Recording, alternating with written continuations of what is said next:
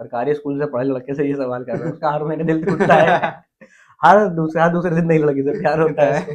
हाँ तो एक दो बार मैंने उसे मारा, तो मेरे से 10 साल बड़ा है, तो वो जो मारा मैंने, तो वो मुझे बड़ा रिग्रेट होता था कि मैं अपने बड़े भाई को मार रहा हूँ, इस तरीके से कर रहा हूँ, ऐसे कर रहा हूँ, और वो मुझे नहीं मारता था। कि तुम मेरा कहता था, तुम मेरे ट्रीटमेंट करा रहे हो, तो मैं तुम्हें कुछ नहीं कहूँगा, और मैं उसको तमाचे तमाचे कि शांत हो जाओ, ये कर दो, वैसे कर लो। इंजॉयबल रहा टाइम, कॉलेज के टाइम में दोस्त अच्छे मिल गए थे, पैसे खर्च करते थे मेरे लिए, सपोर्ट करते थे, मेरे कपड़े लाते थे मेरे लिए, बढ़िया पार्टियां कराते थे, फिल्में दिखाने ले जाते थे, थिएटर वेटर आ गया था, थिएटर में घूमा करते थे, तुम लोगों के साथ ही तो हम्म, घूमते थे हम। इसने मुझे शायद पूरा टोटली चेंज कर दिया। मैं पहले बहुत ज्यादा एकदम ऐसे फटता था, आई एकदम ऐसे फट के हेलो हाय गाइस। अभी जैसे मैं कह रहा हूँ हेलो हाय, मैं शायद अभी उतनी एनर्जी में नहीं बोल रहा हूँ, उतने एक्स्ट्रा हो के नहीं बोल पा रहा हूँ, मैं नॉर्मल बात कर रहा हूँ। तो मैं शांत हो गया उसके बाद, मतलब भाई भैया, कपिल भैया से जो है यहाँ ले आओ, भैया को यहाँ ले आओ, अरे मेरे घर के थोड़ी है, उनका अपना अलग है भाई, वो अपना, और क्यों जाए हर जगह, और मैं क्यों लेके आऊँ उनको, उनका अपना वो है, अपनी चीजें हैं, तो और मैं क्यों ही भाई उनका उनसे कांटेक्ट करूँ कर सकता है। सबसे ज्यादा खून के लिए आता है, खुद हाँ। वो खून नहीं दे रहा है, मेरे से कह रहा है भाई खून का इंतजाम करा दो, अरे मैं पागल हूँ क्या, 4 महीने में एक बार ही दे पाऊंगा मैं, बाकी को मैं फोर्स थोड़ी करूंगा। तो इतने फर्जी कॉल आते थे, तो मैंने स्विच ऑफ वाला। Raghav, welcome on air sir. Thank you. Raghav, college life कैसी रही? कॉलेज लाइफ यार बहुत बढ़िया, तुम मतलब मुझे लगता है कि कॉलेज लाइफ मेरी बहुत बेस्ट कॉलेज लाइफ थी। लोग बोलते हैं ना कॉलेज लाइफ जीना बहुत ज़रूरी है, तो मुझे लगता है मैंने पूरी तरह से कॉलेज लाइफ को बहुत एंजॉय किया। और ग्रेजुएशन तुमने कहाँ से किया राघव? ग्रेजुएशन मेरा पीपीएन डिग्री कॉलेज परेड में है, हम्म। वहाँ से जो कानपुर का टॉप कॉलेज माना जाता है, तो वहाँ से मेरा ग्रेजुएशन हुआ। काफी सुनने में आता था कि आपकी संगति काफी लड़कियों के साथ रही है, कृष्ण कन्हैया बन के। हाँ, मतलब इसलिए ऐसा था कि शायद मैं, होता है ना कि जो एंटरटेनर होता है, जो आपको एंटरटेन कर देता है, गाने गा लेता है, कॉमेडी करता है, तो मैं उसी टाइप का था थोड़ा सा। तो हाँ, लड़कियां दोस्त थी मेरी कभी बहुत लड़कों को सारे। लगा नहीं स्कूल में, यार ये बड़ा बीच में रहता है, टेंशन ले रहा हाँ, है? बहुत लगा, मैं एक दो बार पेला भी गया। बाहर के लौंडे आए थे हम्म, कि इस लड़की का नंबर दो, अरे मैं क्यों दूं भाई, खुद ही जाके मांग लो, हम्म, तो उसने मुझे थप्पड़ मारा, फिर मैंने उसको थप्पड़ मारा, ये। फिर उसने मुझे 4 थप्पड़ मारे। तो यही सब चलता रहता था कॉलेज में। राघव भाई, you start your career as a radio jockey. नहीं भाई, हम्म। कहाँ रेडियो में एंट्री नहीं मिली, धक्के मार के निकाल दिया था। आई स्टार्टेड माई करियर, कह सकते हो कि comedian, as a stand up okay. Comedian. हाँ अगर, ओपन माइक मतलब स्टार्ट किया आपने करियर अपना एक हाँ, तरह से, ओपन माइक से स्टार्ट किया? ओपन माइक से मेन, जो फिर ओपन माइक से नहीं, मेन फिर थिएटर आ गया था। हम्म, ओपन माइक से पहले थिएटर आया, हम्म, थिएटर के बाद ओपन माइक आया, जहाँ से होस्टिंग इंक्लूड हुई। हम्म। और उसके बाद फिर बॉम्बे गया, फिर बॉम्बे में थोड़े दिन काम वाम करने के बाद फिर मेरी जॉब लग गई, तो अब मैं नौकरी करते करते बाकी सारी चीज़ें कर रहा हूँ। Okay, you start your career as a theatre, तो थिएटर ने क्या चेंज किया? थिएटर ने पूरा ही चेंज किया। हम्म, मतलब थिएटर करने से पहले तो मैं जो है कुछ ही, मतलब ऐसे ही था, काम वाम कर रहा था इधर उधर, हम्म। थोड़ा बहुत किसी फैक्ट्री में, किसी किसी में। कॉन्फिडेंस नहीं था पहला, तो बोलने का कॉन्फिडेंस थिएटर ने दिया फैक्ट्री कि, से क्या मतलब? फैक्ट्री से ये मतलब कि, मतलब था, मैं पहले काम करता था फैक्ट्री में, दादानगर की फैक्ट्री में, अलग अलग जो कॉलेज स्कूल के टाइम पर। तो वो भी एक जर्नी थी, बढ़िया थी, मज़ेदार। तो वहाँ से यहाँ तक बेहतरीन रहा मामला। तो पहला तो कि मैं बोल नहीं पाता था, बहुत शाय था, तो उसने कॉन्फिडेंस दिया कि लोगों के सामने बोलना है, तो अभी 10,000 लोग भी खड़े होते हैं तो मैं बोल लेता हूँ अच्छे से, मज़ा आती है। और पर्सनैलिटी काफ़ी डेवलप हुई उसकी वजह से, क्योंकि थिएटर करते करते आप बहुत सारे कैरेक्टर्स को क्या करते हो, आप इवॉल्व देखते हो। प्लस थिएटर जहाँ पे मैं कर रहा था, तो वहाँ पे घूमने को बहुत मिलता था, अनुकृति रंग मंडल। तो मैं ऑल ओवर इंडिया के अलग अलग स्टेट में जाता था, हम्म। लोगों से मिलता था, तो उनकी चीज़ें, उनका आर्ट, उनका कल्चर, उनका तरीका, तो वो मुझे बहुत, मैंने काफ़ी, मेरी अच्छी लर्निंग रही उन चीज़ों से। और उसने मुझे ओवरऑल पूरा ग्रूम कर दिया। तो मैं मतलब ऐसे बोल सकता हूँ, अगर किसी को प्रॉपर एक पर्सनालिटी डेवलपमेंट करना हो, 6 महीने से 1 साल तक वो थिएटर कर ले।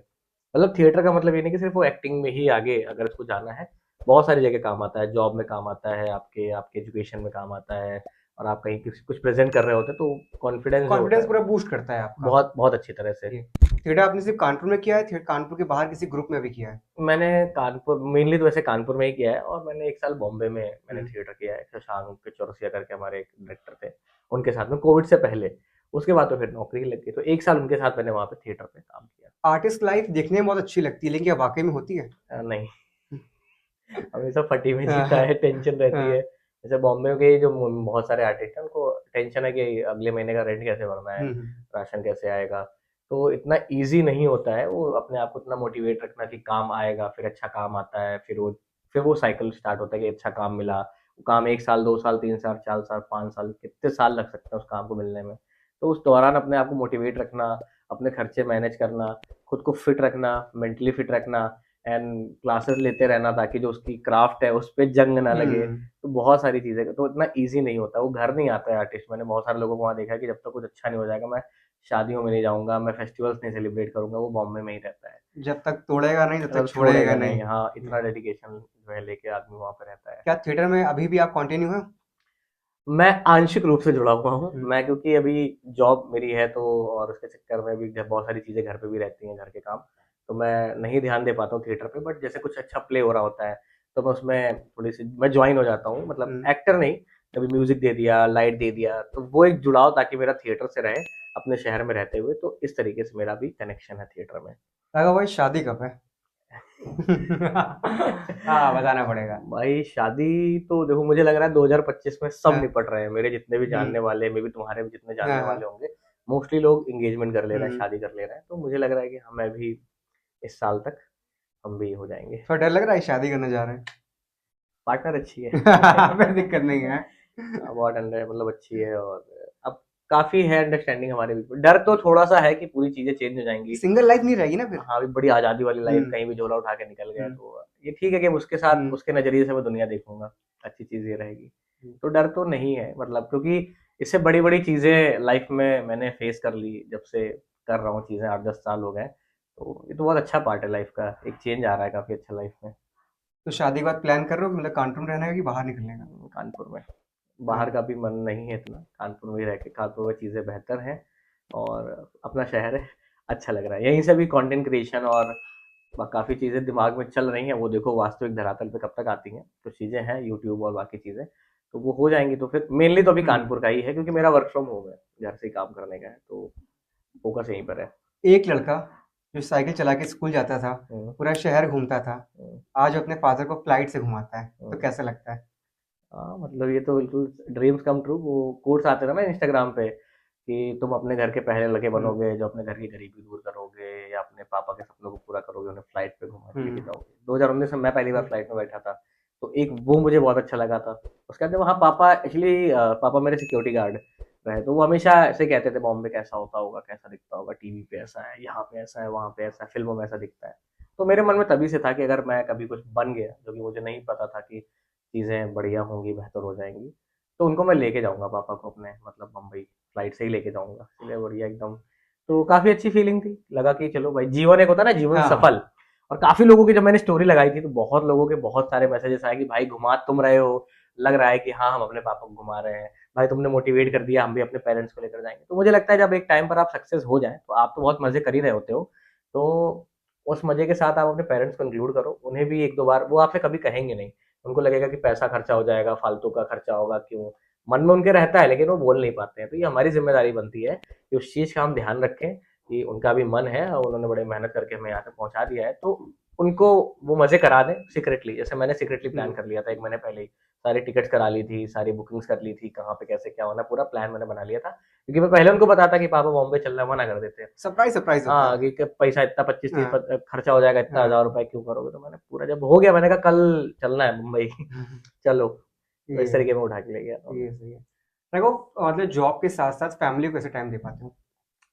हो जाता है, क्योंकि वर्क फ्रॉम होम है, तो 8-9 घंटे की जॉब होती है, उसके बाद 3-4 घंटे अपना आराम से घर की चीज़ों में आराम से मैनेज हो जाता है। मतलब इतना बड़ा कोई टास्क नहीं है, क्योंकि अभी पहले मैं बहुत सारी इधर उधर की चीज़ों में व्यस्त रहता था, दूसरों पे बहुत ज़्यादा टाइम मैं देता था, और जहाँ नहीं भी होता था अननेसेसरी, वो गुड बुक में आने के लिए, कि हम्म। मेरे को एक डर लगता था कि मुझे सबके लिए अच्छा होकर रहना है। अच्छा, कुछ लोग मुझे बोलते थे कि भाई अगर तुम सबके लिए अच्छे हो ना, तो कुछ तो गड़बड़ है। तो मुझे लगता था जलता है। लेकिन वो जब अभी 2-3 साल में चीज़ें कुछ कुछ हुई ऐसी, तो मुझे रियलाइज़ हुआ कि नहीं, मतलब बहुत ज़्यादा अवेलेबल, बहुत ज़्यादा लोगों के लिए करना, मतलब ज़रूरतमंदों के लिए करो जिनको नीड है। हर किसी के लिए एक फ़ोन पे पहुँच जाना, वो आपकी वैल्यू ख़त्म कर देता है। तो अभी जहाँ से कोई मतलब बहुत ज़्यादा वो नहीं है। हाँ, मैं थोड़ा सा सेल्फिश हो गया हूँ।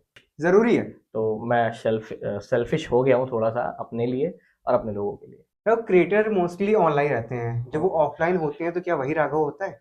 नहीं, मतलब मैं बताऊँ तो मैं बहुत इंट्रोवर्ट हो गया हूँ। रियली? हाँ, बट मैंने फ़ील्ड ऐसी चुनी है कि जिसमें आपको हाँ। एक्स्ट्रोवर्ट रहना है। तो जब रहना मैं पड़ेगा। स्टेज पर हूँ, हम्म। एंकरिंग कर रहा हूँ, या मैं होस्ट कर रहा हूँ, या मैं वीडियोज़ बना रहा हूँ, तो मैं बहुत ज़्यादा एक्स्ट्रोवर्ट होता हूँ। हम्म। लेकिन जब मैं घर पे पहुँचता हूँ, या जैसे एंकरिंग करने के बाद में ना लास्ट में मैं प्लेट लेके एक जगह किनारे बैठ के, जहाँ कोई नहीं होता, मैं बैठ के चुपचाप खाना खा रहा होता हूँ, मुझे बहुत अच्छा लग रहा होता है। तो अब मैं खुद के साथ होता हूँ। तो मतलब आपकी अकेलेपन से दोस्ती हो चुकी है। बहुत अच्छे से, वो मुझे देर में समझ में आया। हम सभी, मैं बताऊं, हम सभी बहुत एक्सट्रोवर्ट ही हैं बेसिकली। हम्म। सॉरी, हम सभी इंट्रोवर्ट हैं हम्म। एक्चुअल में। मम्मी के उसमें रहते हैं ना हम, जो हम्म। है मम्मी की कोख में, तो अकेले ही तो होते हैं हम्म। वहां पे, माँ और वो, तो हम्म। माँ हमारी होगी प्रकृति। हम्म। तो जब मैं भी, मैंने बहुत सारा ट्रैवल किया, नेचर के साथ रहा, नदियाँ पहाड़ समुद्र मुझे हम्म। बहुत ज्यादा अट्रैक्ट करते थे। तो धीरे धीरे वो समझ में आने लगा। तो अभी मुझे खुद के साथ बहुत ज्यादा अच्छा लगता है कि मैं भी अकेले कितना बोल दूं, मुझे ट्रैवल करने को, कितना टाइम भी रहने को, मुझे अब लोगों का बहुत वो गैदरिंग कम पसंद आता है। तो मैं खुद के, तो इस तरीके से मैं रहता हूँ अभी। नहीं, ओशन सबसे ज्यादा पसंद है कि माउंटेन? माउंटेन, माउंटेनियर हूँ मैं। मतलब ओशियन तो क्या, बॉम्बे 3 साल रहा, बगल में समुद्र था।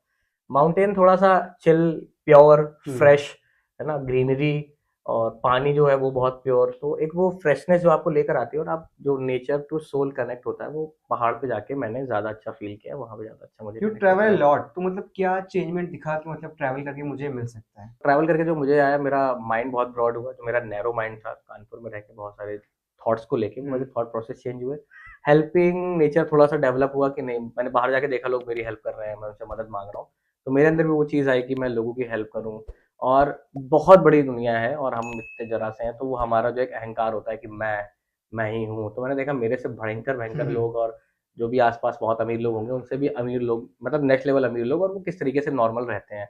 तो वो आपको बहुत ग्राउंडेड रहने में हेल्प हम्म। करता है। तो ये चीज़ें मैंने बहुत अच्छे से सीखी कभी हैं। ऐसा हुआ कि लोग आपको एडवाइस दे रहे हो कि राघव तुम अपने इस पे काम कर लो, इस पे काम कर लो, तुम्हारे लिए बेहतर हो जाएगा, लेकिन आज वो लोग तुमसे पूछ रहे हो, भाई मेरे लिए कुछ है? हाँ, नहीं मतलब वैसा नहीं, एडवाइस तो जिन्होंने दी, तो उस टाइम पर बस मैं ये थिंक करता था कि हाँ, ये मेरे लिए सही है कि नहीं, क्योंकि मैं हमेशा एक चीज़ मेरे अंदर थी, मैं आत्म अवलोकन, जिसको एक वर्ड है ना, सेल्फ इवैल्यूएशन। अगर आप अपने प्रति ईमानदार हो, तो मुझे पता होता है कि मेरे लिए क्या सही है, क्या गलत है। तो सामने वाला कुछ बताता, तो मैं सोचता था कि ये सही है क्या, ये गलत है, फिर मैं उस पे अप्लाई करता था। हाँ, लेकिन कुछ लोग पूछ लेते हैं अभी, क्योंकि वही है कि समय एक सा नहीं रहता है।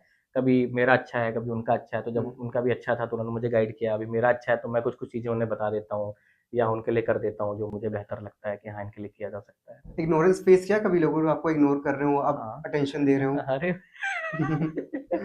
हाँ, बहुत ज़्यादा।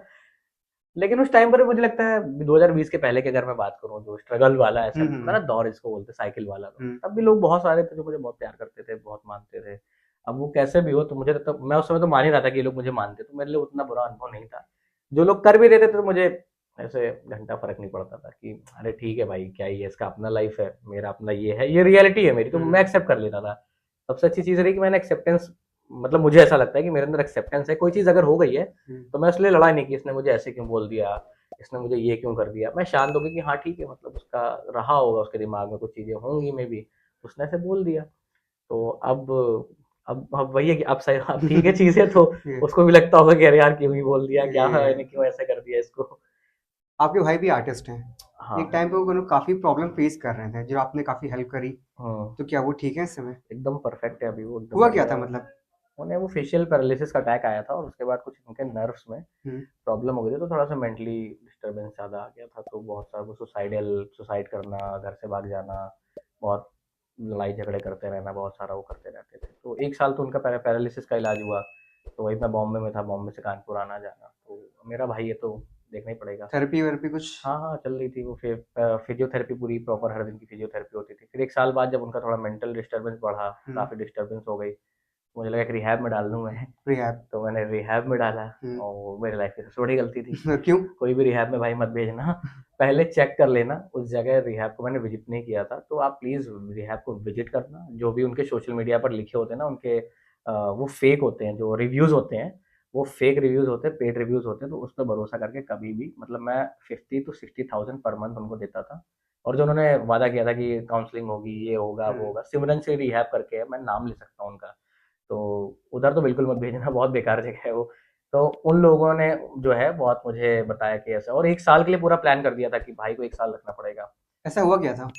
वही, मतलब वो मेंटली जो बहुत ज़्यादा घर में तोड़ फोड़ करते थे, आए दिन सुसाइड करना है, ऐसा करना है, तो मुझे लगा रिहैब में रख दूंगा तो थोड़ा ट्रीटमेंट अच्छा हो जाएगा। बट थैंक गॉड, अच्छे मेरे कर्म थे कि कुछ लोगों ने मुझे वहाँ पे, अच्छे लोगों ने कॉल करके उस जगह की सच्चाई बताई, तो इमीडिएटली मैं बॉम्बे से उनको लेकर आया। फिर अपना घर पे रह के थोड़ा बहुत धीरे धीरे, अभी वो बढ़िया पढ़ा रहे हैं अपना, अभी जो है चीज़ें बेहतर चल रही हैं उनकी। ये अब फैमिली में इन्वॉल्व है, और अब मेरी शादी की तैयारियों में लगे हैं। राघव, अगर तुमको अगर मौका मिले हम्म। कि सोसाइटी में कुछ चेंज करना है तो क्या हम्म। करना चाहोगे?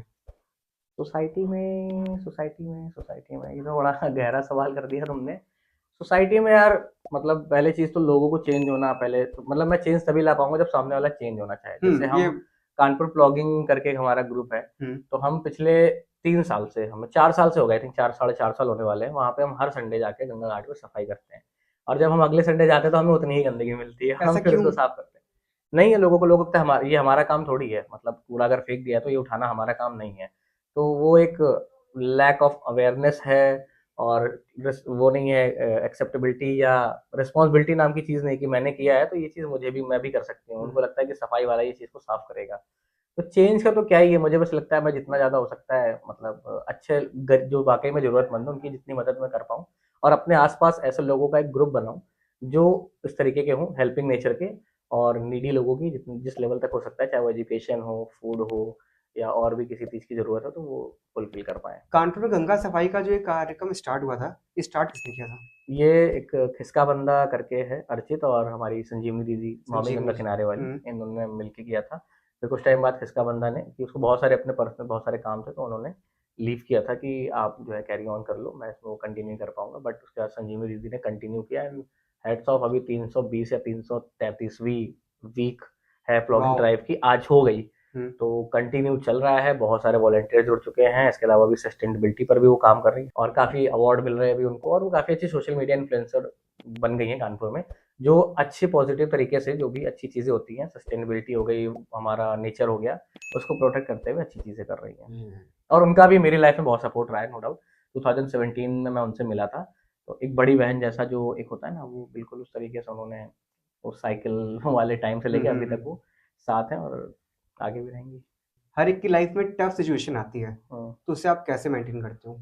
ये टाइम बीत जाएगा, मतलब मुझे हमेशा की अभी ये आया है, क्योंकि मुझे पता था कि 10 साल पहले जो मेरा टाइम था वो 5 साल पहले नहीं था, 5 साल पहले जो था वो अभी नहीं है। तो अभी जो है ये आगे भी नहीं रहने वाला है, एक आध साल लगेगा, 1 साल 2 साल, तो जैसे मेरे भाई वाले इशू हुआ था, पूरे 2 साल लगे उसको ठीक होने में।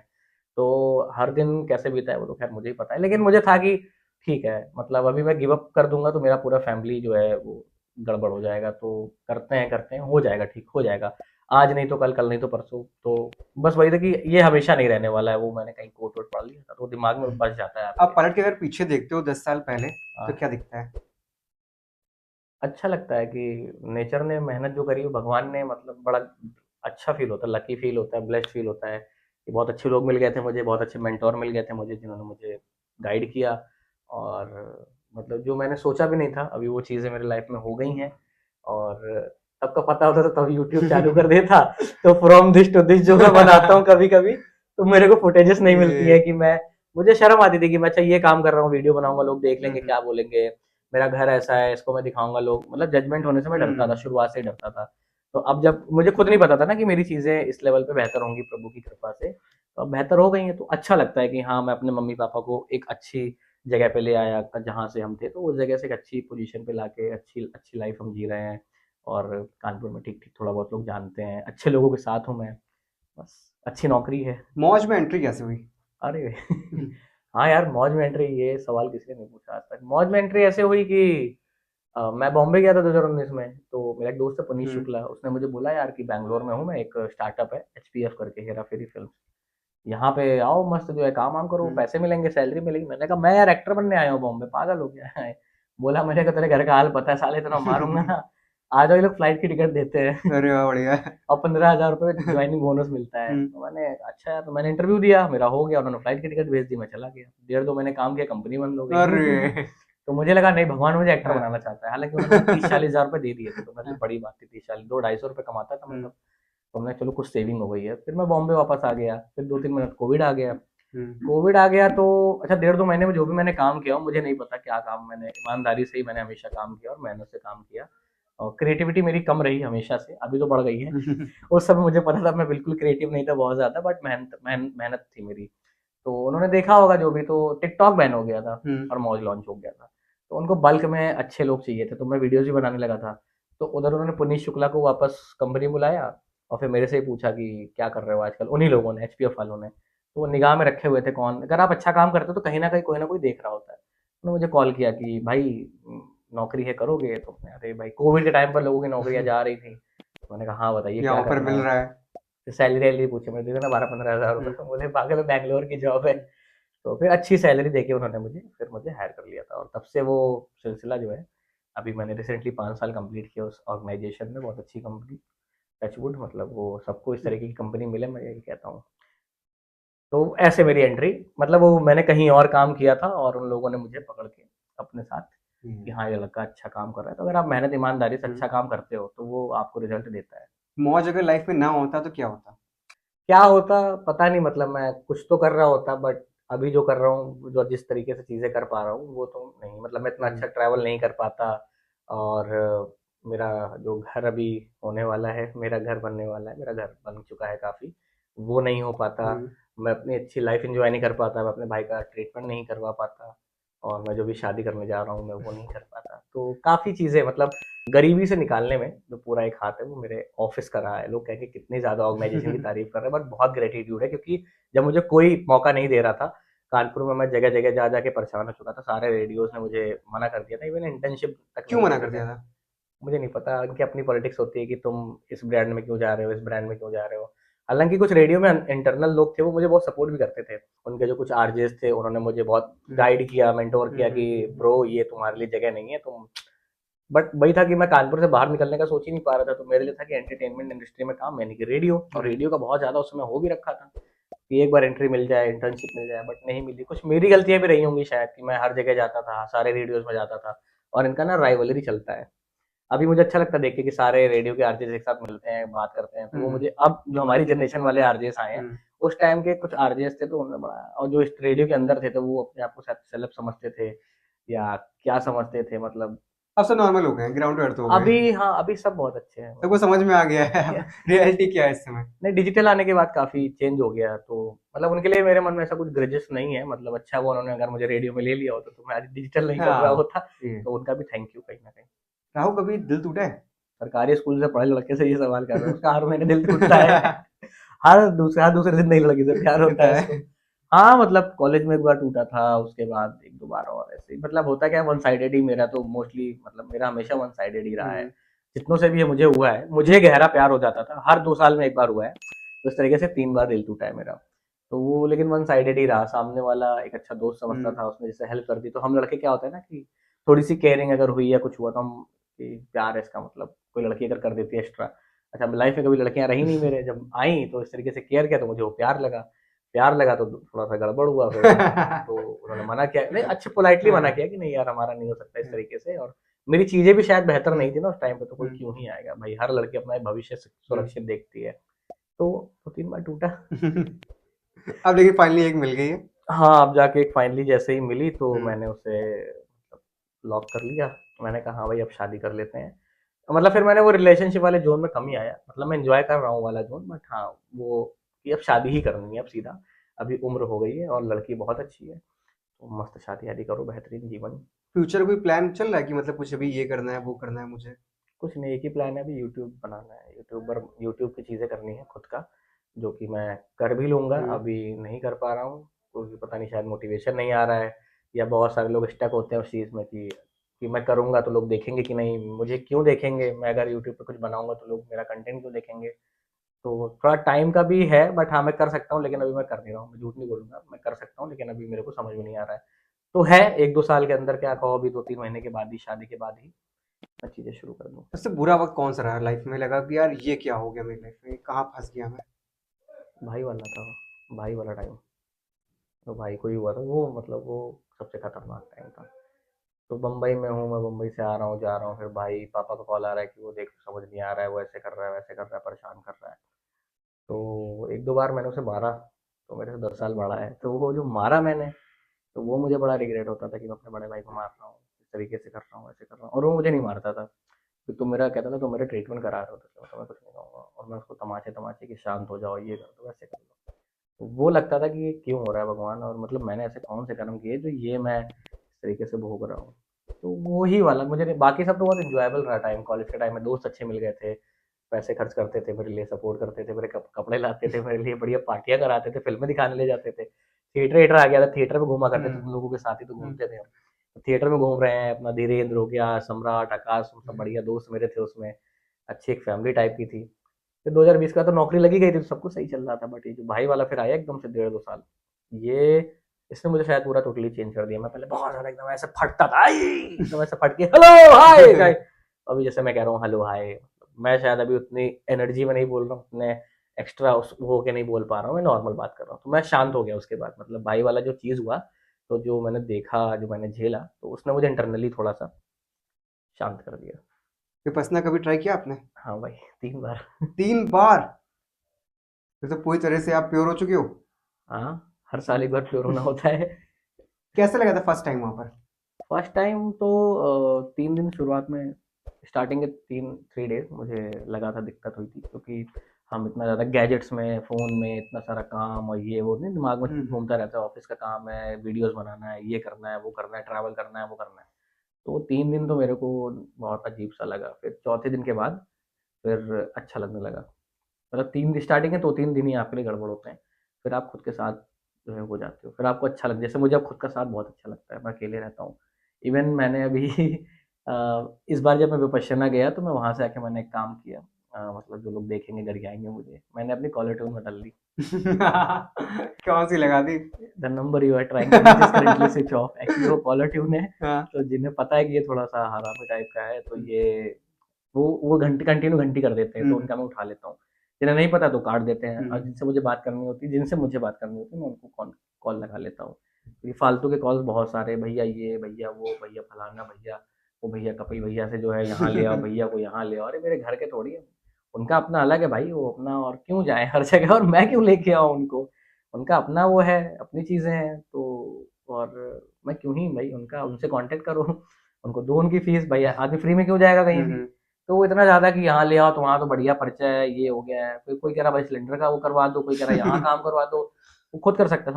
और अब मैं बात करने का मन नहीं है, तो लोग इस चीज़ को नहीं समझते, उनको कि बात क्यों नहीं कर रहा है, बात करो, है ना, वो बुरा मान जाते हैं कुछ लोग, तो मुझे उसका भी फर्क नहीं पड़ता है, मतलब ये चीज़ गलत है, आई नो, बट नए लोग हैं, अब उनको लग, मतलब उनका, मुझे ऐसा लगता है कंट्रीब्यूशन मेरी लाइफ में जीरो है, और वो ऐसे दिखाते हैं कि सब कुछ, मतलब हमने ही तुम्हारे लिए एकदम तुमको खरीद लिया है, करो, तो सॉरी। कपिल कनपुरिया से फर्स्ट टाइम कब मिले आप?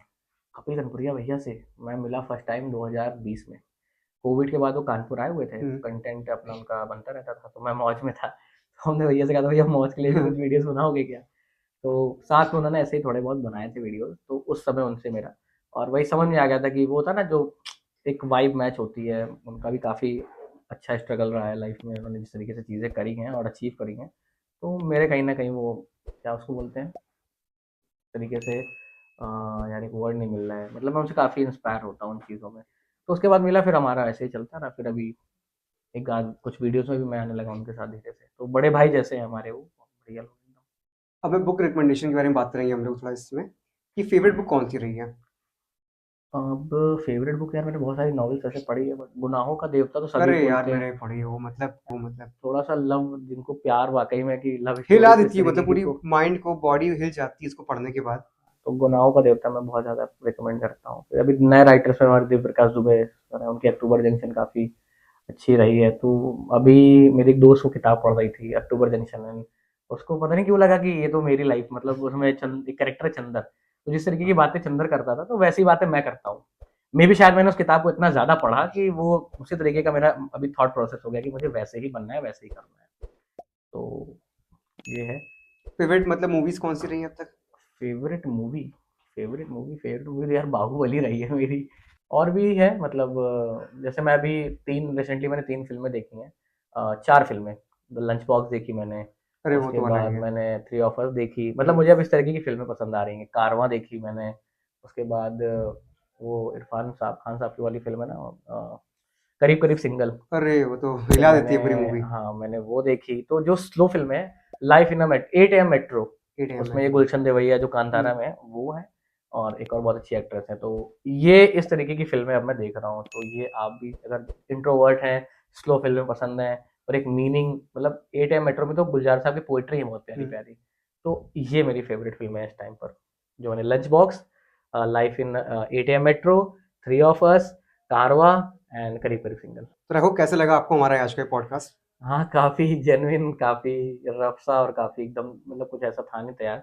और मतलब मैं बहुत ऐसा लग रहा था कि हाँ, पहली बार मैं ऐसे रियल होके बहुत टाइम के बाद ऐसे बोल रहा हूँ। कि एक रियल कॉन्वर्सेशन होनी चाहिए मतलब हम लोग के बीच में, कि ऐसा नहीं होना चाहिए कि सब प्लान्ड हो। हाँ, तुम 10 साल से जानते हो तो तुमसे क्या छुपाना, तुमसे क्या बन के कि ओके, यस, क्या बात कर दी यार, बिल्कुल सही कहा तुमने, ये बहुत मज़ा आता है। ये मैं नहीं, इस एकदम तरीके से शांति नहीं वाले, आता है। हेलो बी न्यूट्रल रह सकते हैं, हाँ, बातें हो सकती हैं, हाँ, तो बस सुन वही। सकते हैं दूसरे को। हाँ, इसीलिए तो मैं सुना रहा हूँ। अब तुम पता नहीं वीडियो में क्या काट के क्या लगाओगे, मुझे नहीं पता नहीं और मैं लोगों के क्या रिएक्शन आने वाले। मेरे को बहुत अच्छा लगा आज का पॉडकास्ट करके थैंक यू आपके सो साथ। मच। मुझे बहुत अच्छा लगा। तो ये मेरा बहुत अच्छा दोस्त है, मेरे साथ थिएटर भी करता था ये, तो आज इसने मुझे पॉडकास्ट में बुलाया है। इसका चैनल है एएसआर पॉडकास्ट। भाई जाके लाइक, कमेंट, सब्सक्राइब कर देना और कुछ कमेंट कर देना। कुछ और पूछना हो तो कमेंट में डाल देना, मैं हम्म रिप्लाई कर दूंगा आके उस जगह पे। ठीक है, थैंक यू।